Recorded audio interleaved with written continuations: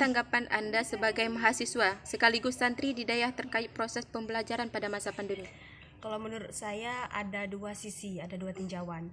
Yang pertama mudah di bidang kendaraan, karena kalau saya sendiri, saya pribadi kan nggak ada kereta untuk kuliah. Jadi menurut saya dengan kasus yang seperti ini, dengan sistem pembelajaran yang seperti ini, itu memudahkan transportasi saya. Jadi kan nggak perlu untuk ke kampus, cuman di daerah aja, jadi bisa menyelesaikan tugas-tugas. Cuman perbedaannya kalau di kampus kan kita bisa langsung berjumpa dengan dosen, materinya langsung dibahas di depan ruangan di kelas itu.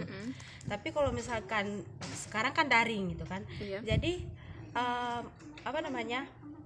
materinya dijelaskan secara online. Jadi kurang puas, kurang memuaskan menurut saya. Jadi alangkah bagusnya kan kalau seperti biasa, jadi berjumpa dengan kawan-kawan pun kita lebih mudah untuk mengkaji suatu permasalahan pun lebih oke.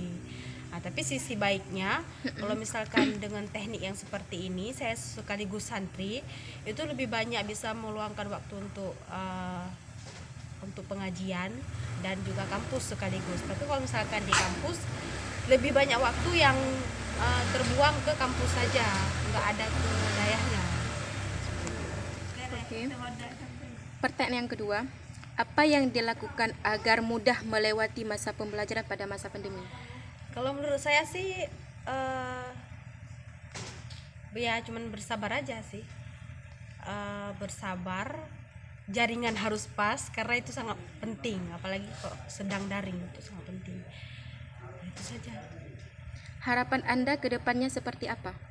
Harapan saya kita doakan saja masa pandemi ini segera berakhir. Jadi dengan seperti itu kampus segera diaktifkan dan kita pun bisa melakukan aktivitas di kampus seperti biasa.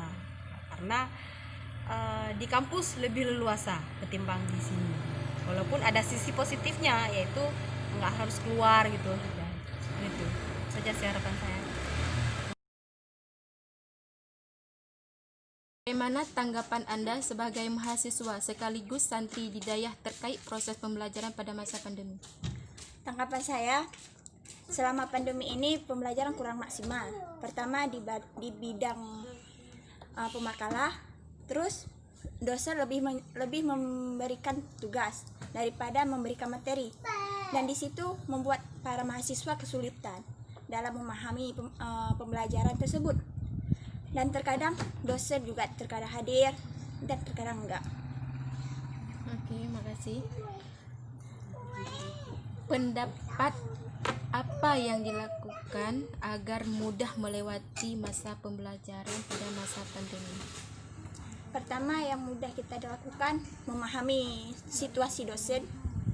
Mungkin dosen ada kegiatan juga sendiri, terus memahami bagaimana jaringan dari sekitar kita, apalagi sekarang sedang rawan dengan bencana alam seperti banjir dan lain-lain. Oke. Harapan Anda ke depannya seperti apa? Semoga saja cepat berakhir pandemi ini agar bisa berkumpul dengan teman-teman kembali dan berjumpa dosen secara tatap muka. Oke, terima kasih.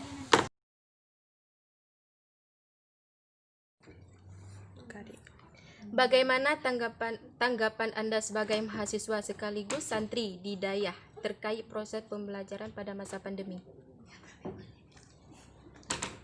Bagaimana tanggapan Anda bagaimana? Tanggapan Anda saat belajar di tengah-tengah pandemi ini sangat memperhatikan kurang maksimal ya. Iya. Jadi kurang memahami lagi. Kalau di kampus tatap muka lebih mudah memahami. Ya. Apa pendapat Anda yang dilakukan pada masa pandemi? Pendapat Anda bagaimana? Pendapat Anda gimana? Menurut pendapat saya di tengah pandemi supaya di sisi kendaraan di sisi kendaraan emang oke ya. Kalau sekarang saya nggak punya kendaraan ya. Ya, dari segi apa? Dari segi mudah. Kalau di daerah memang bisa kuliah, bisa ngaji tuh menurut saya. Harapan Anda ke depannya seperti apa? Saya Harapan hmm, semoga apa? semoga Pandemi. pandemi dapat berakhir. Ya, Semoga- amin. Amin. Hmm, Semoga aktivitas ah, berjalan semoga- seperti biasanya lah. Semoga aktivitas dapat Bisa dilakukan seperti biasanya ya. cepat dilakukan seperti aktivitas biasanya. Yang seperti dilakukan saat kuliah tatap muka. Oke, terima kasih.